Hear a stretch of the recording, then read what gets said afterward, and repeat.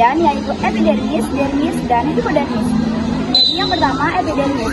Epidermis adalah bagian terluar kulit yang tersusun dari sel-sel epithel tipis, berlapis banyak dengan susunan yang sangat rapat dan mengalami kerantinisasi. Kemudian epidermis terdiri dari 5 lapisan, yaitu sebagai berikut. Yang pertama, stratum corneum. Yang kedua, lucium. Yang ketiga, granulosium. Yang keempat, spinosium. Dan yang kelima, basalis atau germinativium. Yang kedua, ada dermis.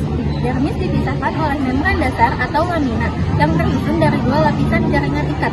Yang pertama, lapisan papilar. Lapisan papilar merupakan jaringan ikat areolar, renggang dan pigmolas, sel-mas, dan makrofag. Yang kedua, yaitu lapisan retikuler.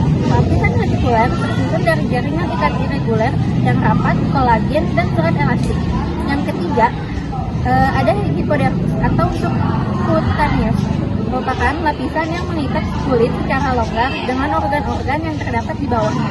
Lapisan ini banyak mengandung sel lemak, pembuluh darah, dan juga ujung saraf. Yang kedua adalah fungsi kulit. Kulit memiliki beberapa fungsi, yaitu sebagai berikut. Yang pertama, sebagai ekstraksi, yaitu mengeluarkan lemak dan keringat yang mengandung air, garam, urea, serta ion-ion seperti NH+. Yang kedua, sebagai pelindungan, yaitu melindungi tubuh dari mikroorganisme, radiasi sinar matahari, iritasi kimia, dan gangguan mekanik. Yang ketiga, sebagai pengatur suhu badan oleh kelenjar keringat dan pembuluh darah. Yang keempat, sebagai metabolisme, yaitu menyintesis vitamin D dengan bantuan sinar matahari dan menyimpan lemak sebagai sumber energi cadangan. Yang kelima, sebagai komunikasi, yaitu penerimaan stimulus lingkungan oleh reseptor kulit, misalnya perubahan suhu, sentuhan, dan tekanan. Selain itu, kulit merupakan media ekspresi wajah yang penting untuk komunikasi. Selanjutnya, yang ketiga, ada kelenjar pada kulit. Yang pertama, kelenjar keringat atau sudorifera terdapat di lapisan dermis. Kelenjar keringat dapat dibedakan menjadi 2 macam, yaitu ekrin dan apokrin. Ekrin merupakan kelenjar keringat tubular sederhana dan bervilin, tidak berhubungan dengan folikel rambut, serta tersebar meluas ke seluruh tubuh, terutama pada dahi, telapak tangan, dan kaki. Sedangkan apokrin merupakan kelenjar keringat yang besar dan bercabang dengan penyebaran yang terbatas pada bagian tubuh tertentu, misalnya pada aksila atau ketiak, areola payudara, dan area genital. Yang kedua, ada kelenjar sebaceus, mengeluarkan sebum yang biasanya dialirkan ke folikel rambut.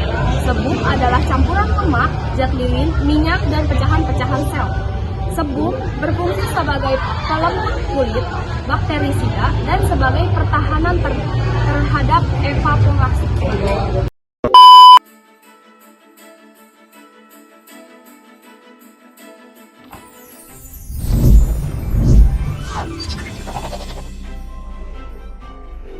Bayangkan sebuah baju super yang pas buatmu, anti kusut setelah bertahun-tahun, bisa memperbaiki dirinya sendiri, kedap air, punya pendingin dan pemanas, dan melindungimu dari bahaya dan radiasi. Dan gratis tentunya. Tuh, kamu sedang mengenakannya. Kulitmu. Kulitmu terdiri dari 3 lapisan, epidermis, dermis, dan hipodermis. Perjalanan kita dimulai dari epidermis, yang merupakan lapisan terluar kulit. Lapisan kedap air ini adalah pelindung tubuhmu dari bakteri dan cedera. Pelindungnya dilengkapi keratin, zat yang memperkuat rambut dan kuku. Umur pelindung ini tidaklah lama, namun sel yang sudah mati akan digantikan dengan sel baru setelah 4-6 minggu. Ngomong-ngomong, sebagian besar debu di rumahmu adalah sel kulit mati. Hah, mereka memanggilku butiran debu.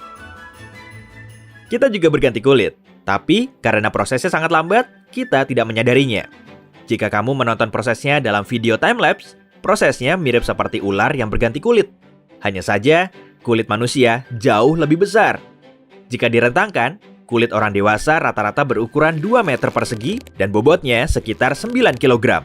Atau kira-kira seperti selimut berukuran sedang. Epidermis terlihat seperti pabrik dengan ban berjalan tak berujung berisi sel. Tapi ini bukan satu-satunya perlindungan kulit. Mari berjalan lebih jauh dan temui kesatria sel imun yang tinggal di sini, limfosit. Mereka melawan bakteri dan mikroba yang berhasil menembus pelindung luar. Hai kawan, kami bukan cari masalah, cuma cuci mata kok. Mari masuk lebih dalam. ke bagian bawah epidermis. Pembuatan pelindung tubuhmu terjadi di tempat ini. Di sini, lapisan pelindungnya lembut dan perlahan makin kuat. Lihat, itu sel penghasil melanin. Seseorang bisa berkulit gelap karenanya. Tapi, bukan cuma sinar matahari yang bisa mengubah warna kulitmu. Kulitmu bisa jadi oranye jika kamu kebanyakan makan wortel. Tapi, kekuatan super keren milik bagian bawah epidermis adalah fungsinya yang seperti panel surya. Berkat kemampuannya, kulit bisa mengubah sinar matahari menjadi vitamin D yang memberi energi pada tubuh. Selanjutnya, kita menuju dermis, lapisan kedua dan yang paling tebal. Tetapi, ketebalannya tergantung pada letaknya. Yang paling tebal ada di tumit, dan yang paling tipis ada di kelopak mata.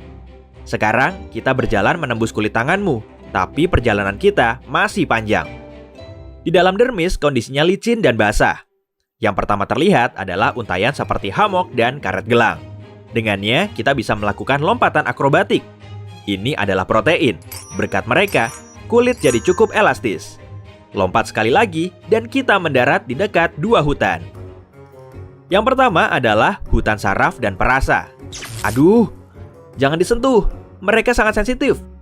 Saraf merekam bahkan sentuhan yang paling kecil, perubahan suhu, dan mengirim sinyal ke otak. Lalu, otak mengidentifikasi sinyal ini dan membuatmu merasakan sakit, hangat, dingin, basah, kering, dan bahkan geli. Tapi, kalau kulit itu sensitif, mengapa kamu tidak bisa menggelitik diri sendiri? Saat kita melakukannya, otak sudah tahu lebih dulu bagian mana yang dituju. Ia juga tahu kekuatan dan intensitasnya. Saat kita menyadari hal ini, otak menurunkan sensitivitasnya. Namun, saat orang lain yang melakukan, otak meningkatkan kepekaan sehingga tubuh segera merespon dan melawan. Waktunya menuju hutan kedua. Hutan ini penuh dengan rambut yang terlihat seperti pohon raksasa. Mereka tumbuh di mana-mana, tapi bukan tanah tempatnya berdiri, melainkan otot-otot kecil. Saat takut, kedinginan, atau bahkan mendengarkan musik yang luar biasa, otot-otot ini berkontraksi, membuat rambutmu berdiri tegak. Ada banyak pembuluh darah di area ini untuk menjaga suhu tubuhmu. Saat kamu berolahraga di gym, pembuluh ini mengembang untuk mendinginkanmu. Jika kamu berada di jalan yang dingin dan lupa mengenakan pakaian hangat, pembuluh darahmu mengencang untuk menyimpan panas sebanyak mungkin. Tapi, jika kamu lari maraton di bawah terik matahari, lihat, kulitmu mengucurkan keringat dari sini. Ngomong-ngomong, keringat sebenarnya tidak berbau. Bau busuknya muncul saat menyatu dengan bakteri kulit. Kita sudah melakukan pendinginan. Sekarang, mari kita bertualang lebih jauh. Lapisan ini sangat indah dan memukau. Keseluruhan struktur kulit bergantung pada dermis. Ia seperti fondasi bangunan, dan tentunya bangunan itu butuh pengaman. Dermis memiliki sistem penjaga keamanan khusus bernama fagosit yang melawan bakteri.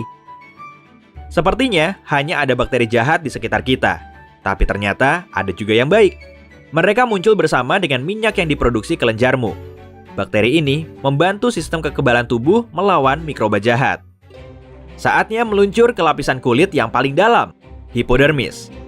Permukaannya sangat lembut dan berminyak karena lemak. Lemak di mana-mana.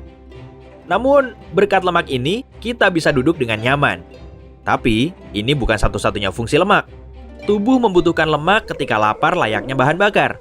Lemak juga berfungsi sebagai lapisan pelindung bagi organ dan otot. Tapi yang paling keren adalah lemak menghasilkan hormon leptin. Setelah makan, kamu merasa kenyang. Ini bukan karena perutmu penuh, tetapi karena sinyal dari hormon leptin. Benar, lemaklah yang mengendalikan nafsu makan, bukan perutmu. Misalnya, sebuah bakteri kecil tapi cerdik berhasil menyusup dan melewati pasukan pengaman. Lalu, masuk ke bagian dermis, meluncur melewati kelenjar minyak, melalui hutan rambut, dan lolos dari fagosit untuk kemudian menyusup lebih jauh ke dalam lapisan lemak.